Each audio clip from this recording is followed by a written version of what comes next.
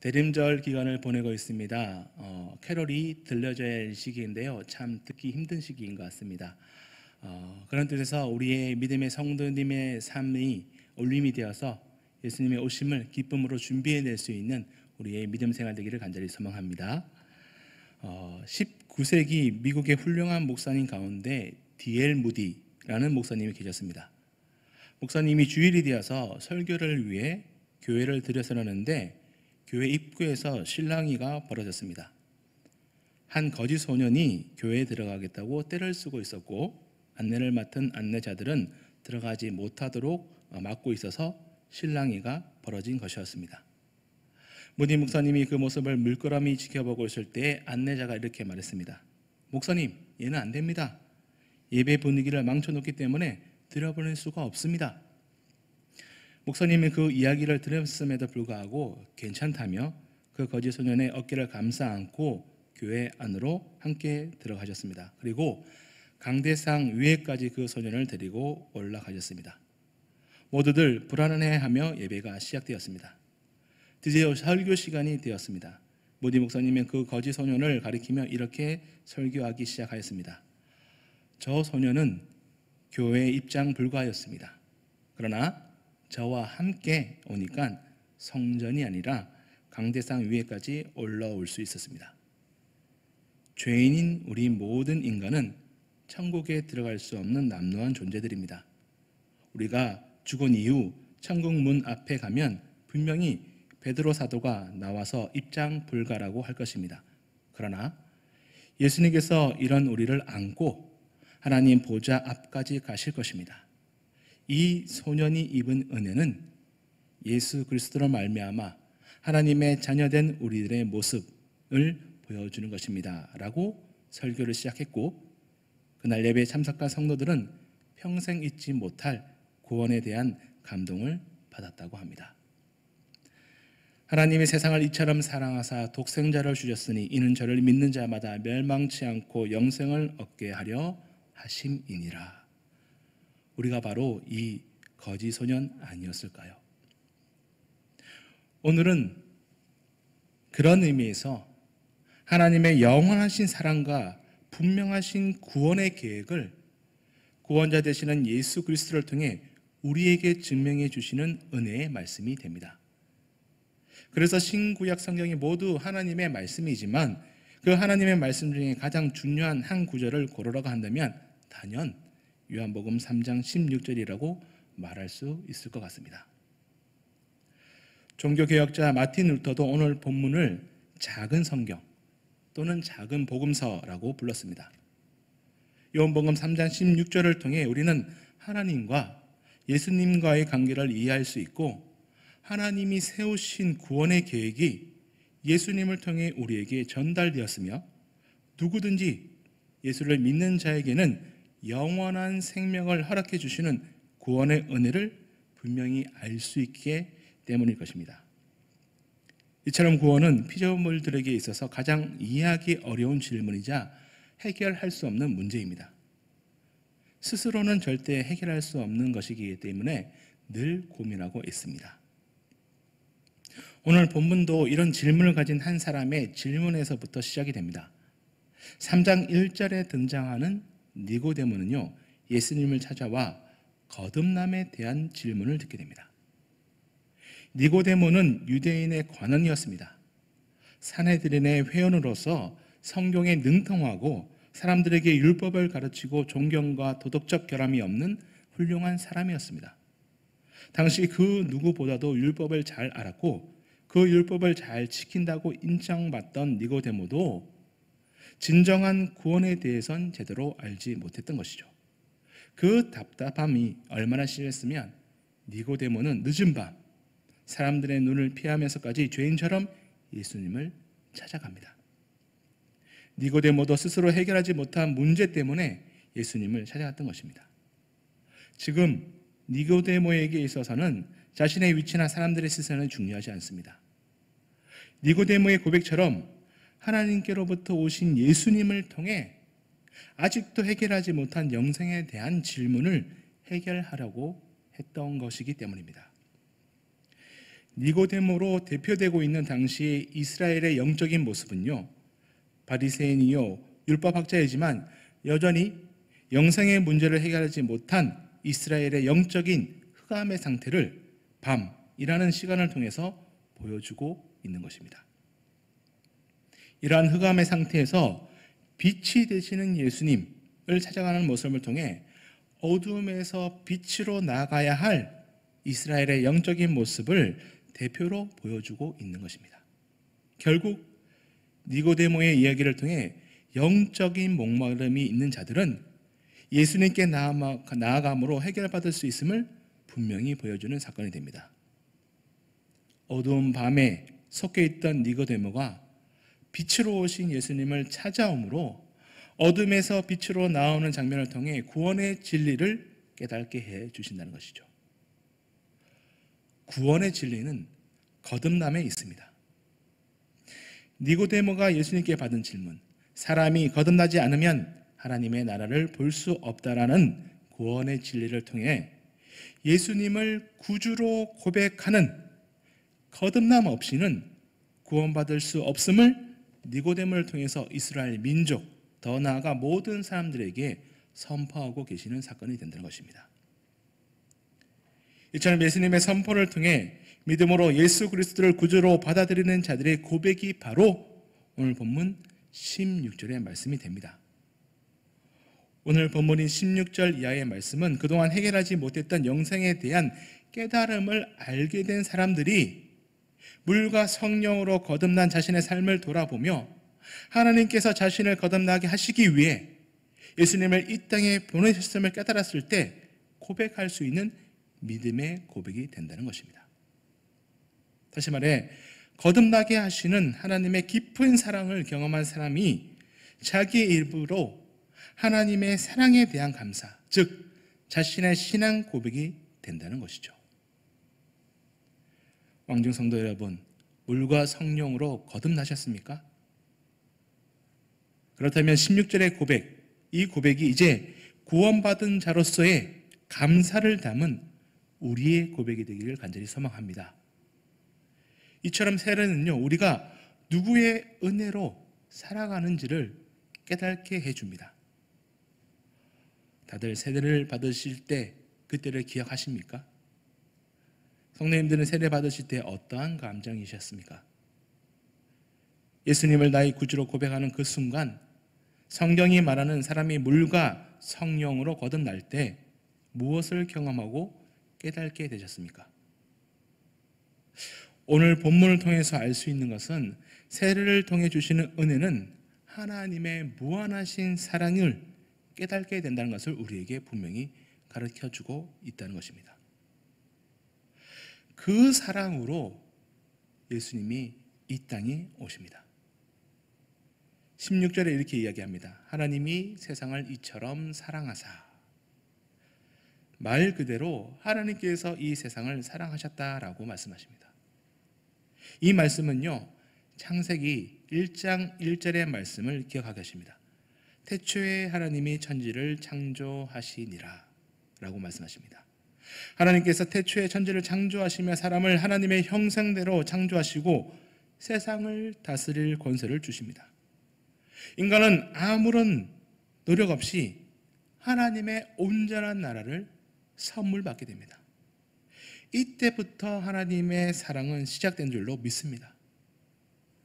하나님의 주권에 의해 인간은 하나님의 나라를 아무런 노력 없이 선물 받게 되었던 것입니다. 이것이야말로 놀라운 은혜이며 전적인 하나님의 사랑을 체험할 수 있는 귀한 사건이 됩니다. 하지만 어떻게 되나요? 인간이 하나님의 말씀을 어기게 됩니다. 이로 인해 하나님의 사랑에서 탈락될 수밖에 없는 상황에 놓이게 되죠. 그러나 하나님께서는 인간을 완전히 멸하시지 않으시고 여인의 후손을 통해 구원해 주시겠다는 약속을 해주심으로 태초의 에덴 동산, 즉 하나님의 나라를 회복할 수 있는 근거와 기회를 다시 한 번 더 허락해 주십니다. 이후 타락한 인류를 멸하실 때에도 노아를 통해 그 사랑을 이어가시죠. 방주를 만들어 노아의 가족을 살리심으로 하나님의 사랑을 계속해서 이어가십니다. 또한 아브라함이라는 한 사람을 통해 인류를 향한 하나님의 사랑을 또한 이어가십니다.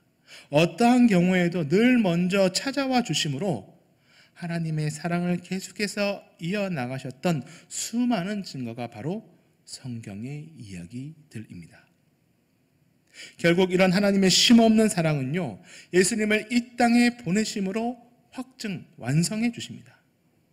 죄로 인해 죽을 수밖에 없는 우리를 하나님이 세상을 사랑하심으로 버리지 아니하시고 독생자를 이 땅에 보내주십니다. 그리고 예수님께서는 죄값으로 멸망할 수밖에 없는 모든 사람들을 위해 대신 십자가를 지시고 달려 돌아가십니다.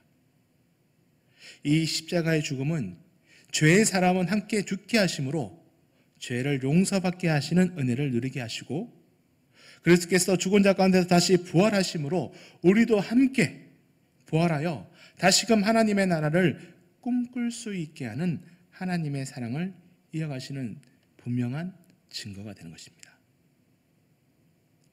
인간을 향한 하나님의 사랑은 오늘 본문이 나타나듯이 주셨으니 라는 말로, 이 말은 헬라어 디도미라는 말이 됩니다. 보내다 또는 넘겨주다 또는 값을 지불하다 라는 뜻에서 알 수 있듯이 우리의 죄값으로 예수님께서 십자가의 값을 대신 지불하셨다는 뜻이 되는 것이죠. 그래서 신학자 웨스트콧은 하나님께서 예수님을 주셨다라는 이 말을 통해 제물을 바치는 일을 암시한다라고 해석했습니다.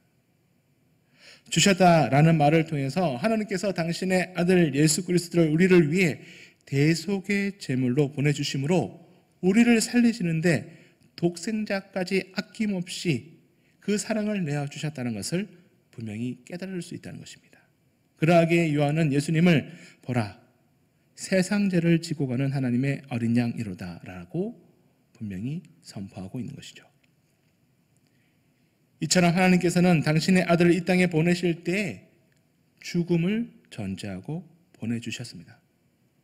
마치 아브라함이 하나님의 명령을 받고 모리아 산까지 3일의 길을 걸어갈 때 아들을 번제로 드릴 것을 각오하고 갔던 것처럼 하나님께서는 당신의 아들을 우리를 위해 대속물로 보내주심으로 우리를 향하신 하나님의 사랑을 분명하게 확증해 주셨습니다. 그러하기에 예수님을 나의 구원자로 고백하는 자들이 고백할 수 있는 분명한 믿음은 우리가 죄로 인해 죽을 수밖에 없는 인생에서 영원한 하나님 나라로 구원받을 수 있는 단 한 가지 이유는 하나님이 세상을 사랑하셨기 때문임을 분명히 고백할 수 있다는 것입니다. 로마서 5장 7절에서 8절의 말씀입니다. 의인을 위하여 죽는 자가 쉽지 않고 선인을 위하여 용감히 죽는 자가 혹 있거니와 우리가 아직 죄인 되었을 때에 그리스도께서 우리를 위하여 죽으심으로 하나님께서 우리에 대한 자기의 사랑을 확정하셨느니라 라고 말씀해 주십니다. 우리가 구원받게 된 것, 우리가 죄인임에도 불구하고 우리의 아무런 공도 없음에도 불구하고 하나님의 사랑이 있었기 때문임을 깨달아야 할 줄로 믿습니다. 그렇다면 왜 하나님은 이 세상을 그토록 사랑하실까요? 자기를 대적하는 세상을 위해 독생자를 죽음에 내어주기까지 사랑하시는 하나님의 사랑은 무엇일까요? 그 이유를 오늘 본문에서 잘 설명해 주고 있습니다. 하나님의 세상을 이처럼 사랑하시는 이유와 목적은 이는 그를 믿는 자마다 멸망치 않고 영생을 얻게 하려 하심이라. 하나님이 그 아들을 세상에 보내신 것은 세상을 심판하려 하심이 아니요 그로 말미암아 세상이 구원을 받게 하려 하심이라 라고 말씀해 주십니다. 죄로 인해 죽을 수밖에 없는 우리를 사랑하셔서 멸망하지 않고 영생을 얻게 하려는 것이 하나님께서 세상을 이토록 사랑하시는 이유와 목적임을 분명하게 가르쳐주고 있다는 것이죠. 본문에서 멸망하다로 번역되어 있는 헬라어 아폴리미는 요한복음 6장 27절에 썩지 않을 양식으로 번역되어 있는 동사입니다. 또는 마태복음 16장에는 잃어버리다로 번역되어 있기도 합니다. 사랑하는 사람이나 소중한 물건을 잃어버린다는 것은 마음이 무너지는 아픔을 경험하게 됩니다. 요한복음이 말하는 멸망은요, 바로 그러한 잃어버림에서 오는 아픔과 깊은 관계를 가진 말이 됩니다. 애지중지하던 물건, 사랑하고 아끼는 사람을 잃어버린 아픔을 얘기하고 있는 것이죠. 소중한 것을 잃어버린 아픔과 다시 그것을 되찾고 싶은 애절한 마음이 이중적으로 녹아있는 단어가 바로 이 멸망이라는 단어라는 것입니다. 이런 의미에서 하나님이 세상을 사랑하시는 이유, 그분이 정말 사랑하는 것을 되찾고 싶어하는, 그래서 그것이 멸망으로 끝나지 않도록 하려는 애절한 마음이 녹아있는 이유가 바로 이것이라는 것이죠. 자신의 전부를 내어주더라도 되찾고 싶은 사랑하는 사람을 잃어버린 심정이기에 다시 되찾을 수만 있다면 자신의 전부를 내어주고라도 되찾고 싶은 마음으로 우리를 사랑하셨다는 것입니다. 하나님의 잃어버림의 아픔, 이 아픔을 전형적으로 보여주는 것이 바로 누가복음 15장에 등장하는 세 가지 비유입니다. 첫째는요, 어떤 사람이 양 100마리가 있었는데 그중 한 마리를 잃어버렸다는 안타까운 이야기입니다. 두 번째는요, 한 여인이 마지막으로 남은 전 재산이라 할 수 있는 10드라크마를 가지고 있었다가 어쩌다가 그만 한 드라크마를 잃어버렸습니다. 그리고 마지막으로는 아주 유명한 탕자 이유의 이야기가 비유로 등장합니다. 이 비유들의 공통점이 무엇일까요? 양을 잃어버린 목자의 마음, 또는 한 드라크마를 잃어버린 여인의 마음, 아들을 잃어버린 아버지의 아픔은 그들에게 잃어버린 아픔을 넘어 멸망하게 되는 상황에 놓이게 되는 것이지만 끝까지 찾음으로 다시 얻게 되는 기쁨은 우리도 다 이해할 수 있도록 우리에게 비유로 설명해 주고 계신다는 것입니다. 이 세 가지의 비유 모두 소중하고 사랑하는 것을 잃어버렸을 때 끝까지 찾음으로 그 기쁨을 충만하게 누리게 됨을 가르쳐주고 있다는 것이죠. 마찬가지로 하나님이 세상을 사랑하시는 이유 또한 당신의 한 부분이었던 정말 애지중지하며 사랑하는 것을 잃어버렸기에 어떠한 대가를 치러서라도 그 잃어버린 것을 되찾아 기쁨을 회복하시기 위함이라고 가르쳐주고 있다는 것입니다. 아들을 잃어버린 예라를 통해서 우리가 알 수 있는 것은요, 잃어버렸다고 하지만 다르게 표현하면 떠난 것입니다. 에덴 동산의 아담과 하와도 하나님을 떠나 뱀의 유혹을 따라간 것입니다. 하나님의 품을 떠난 것이죠. 그런 우리를, 그런 아들을 하나님은 끝까지 포기하지 않으시고 자신의 목숨을 내어주고서라도 기다려주시고 품어주십니다. 당시 율법에 의하면 살아있는 아버지에게 유산을 달라는 것은 살아있는 아버지를 죽이는 것과 마찬가지였기에 불효자로 그 사람을 율법으로 처리할 수 있었습니다. 이 행동만으로도 아들은 동네 사람들에게 끌려가 성 밖에서 돌에 맞아 죽어야 했던 상황이었습니다. 그런 아들을 책망하지 않고 아버지는 재산을 내어줍니다. 그리고 어떻게 하나요? 그 아들을 찾아 나서지는 않지만 그 아들이 언제든지 돌아올 것을 기대하며 그 누구보다도 먼저 성문 밖에 나가 돌아올 아들을 기다립니다. 그리고 그 누구보다도 늦게까지 성문에서 아들을 기다렸을 것입니다. 상상해 보십시오. 그날이 언제였을까요? 집 나간 아들이 언제 돌아올지 알고 돌아올 날만 성문을 지켰을까요? 아닙니다. 집 나간 그날부터 아버지는 아들을 기다렸습니다. 그 누구보다도 일찍, 그 누구보다도 늦게까지 기다렸던 상황입니다. 그런 사랑의 기다림이 있었기에 돌아온 아들을 가장 먼저 발견할 수 있었고 집으로 안전하게 데리고 들어올 수 있었습니다. 만약 아버지가 아들을 기다려주지 않았더라면 또는 하루라도 나가지 않았더라면 둘째 아들은 집에 도착하지도 못하고 사람들에게 붙들려 돌에 맞아 죽게 되었을 것입니다. 이처럼 하나님의 사랑은 자신이 돌에 맞아 죽더라도 아들을 지키겠다는 한량없는 아버지의 사랑이었음을 꼭 기억하시기 바랍니다. 그런 하나님의 사랑이기에 우리를 심판하려 하심이 아니요 예수님으로 말미암아 우리 모두가 구원받기를 원하시는 하나님의 사랑이 온전히 우리에게 전달된 줄로 믿습니다. 본문에 나오는 심판으로 번역된 크리노는요, 언어적으로 분리하여 선택하다 또는 결정하다라는 뜻을 담고 있습니다. 예를 들자면 과일을 선별할 때 수많은 과일이 쌓여 있죠. 이것도 만져보고 저것도 만져보고 기준에 맞는 것을 선택하여 바구니에 담습니다. 선별하는 것이죠. 이런 의미가 크리노라는 뜻을 가진 단어에 쓰입니다. 달리 말하면 이것은 심판입니다. 17절을 읽으면요, 심판하러 오심이 아니라 구원하려 함이라 라고 말씀해 주십니다. 다시 말해 이 말은 독생자 예수가 세상을 택하기 위하여 오셨다라는 말로 번역이 될 수 있습니다. 왜요? 우리를 선택함으로 하나님의 구원의 은혜를 받는 자로 올려주시기 위함이라는 것이죠. 우리는 그 선택으로 인해 구원받은 자들인 줄로 믿습니다. 그렇다면 그 선택을 받은 자의 삶은 어떠해야 할까요? 오늘은 대림절 둘째 주일입니다.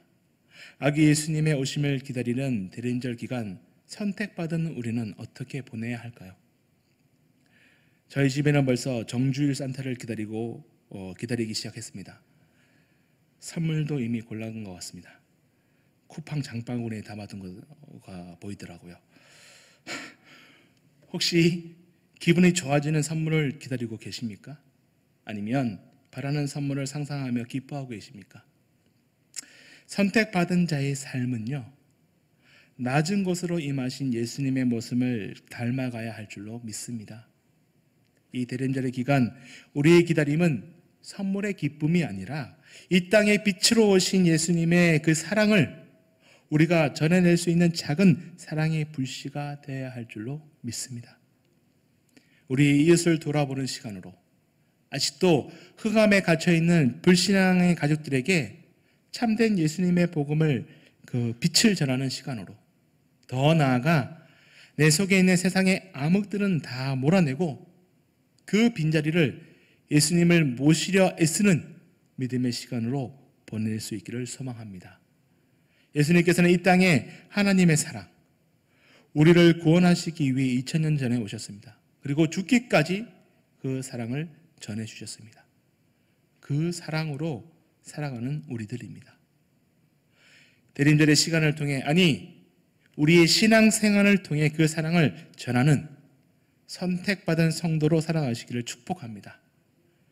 우리가 전하는 사랑의 손길을 통해 예수님께서 다시 이 땅에 오심으로 온전히 하나님의 사랑을 이어가는 참된 복음이 전파될 줄로 믿습니다. 성탄의 계절, 인류를 구원하시기 위해 이 땅에 오신 예수님을 우리의 삶으로 다시 한번 드러낼 수 있기를, 그 빛을 온 세상에 반사해내는 왕중의 모든 성도님들 되시기를 간절히 소망합니다. 기도하시겠습니다. 이 땅에 사랑으로 오신 예수님을 기억합니다. 대림절 기간 우리의 삶을 돌아볼 때 우리의 기쁨과 우리의 소망으로 채워지는 것이 아니라 이 땅에 오신 예수 그리스도의 사랑을 전파해낼 수 있는 믿음의 사람들이 되게 역사하여 주시옵소서. 대림절 기간 주님의 사랑을 묵상할 수 있는 시간이 되게 하여 주시사 우리가 살아갈 수 있는 힘이 예수님의 사랑 때문임을 다시 한 번 더 깨닫게 하여 주시고, 그 사랑을 나 혼자만 갖고 있는 것이 아니라 나의 이웃, 나의 가족, 내가 서 있는 그곳에서 예수님의 사랑을 전파해내므로 우리의 삶이 예수 그리스도의 복음을 울릴 수 있는 귀한 삶의 은혜를 더하여 주시옵소서. 주님의 오심을 기다리며 사모합니다. 지금 이 땅에 오셨을 때 우리에게 주셨던 그 사랑을 기억하게 하여 주시사 우리 또한 우리의 삶에서 그 사랑을 전하며 살아가는 모든 왕중의 성도님들에게 은혜 더하여 주시옵소서. 이 땅에 오신 예수 그리스도의 이름으로 기도리옵나이다. 아멘.